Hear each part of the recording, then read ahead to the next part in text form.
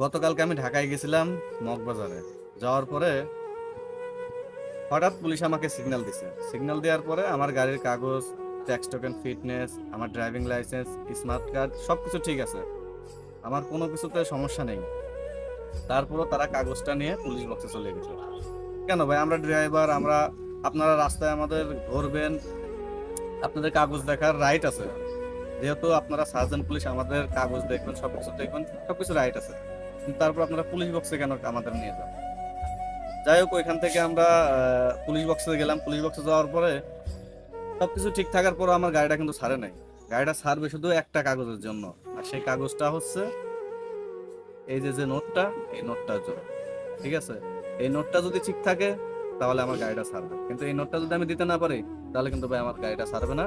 হয়তো আমার না 2500 টাকা, নাহলে 3000 টাকার একটা মামলা দেবে। তাহলে বলেন, আমরা যারা গাড়ি চালাই, আমরা যারা ঢাকা টিপ মারি, আমরা ঢাকা থেকে ঘুরে আসলে সর্বোচ্চ নয় 1000 টাকা বেতন পাবো। সেখান থেকে যদি আমার 500 টাকা পুলিশকে দিতে হয়, তাহলে আমরা বেতনটা কিভাবে কাভার করবো? তো এইটা আপনারা কমেন্টে বলে যাবেন। আর এই পুলিশের দৌরাত্ম্য আর কতদিন চলবে? ধন্যবাদ।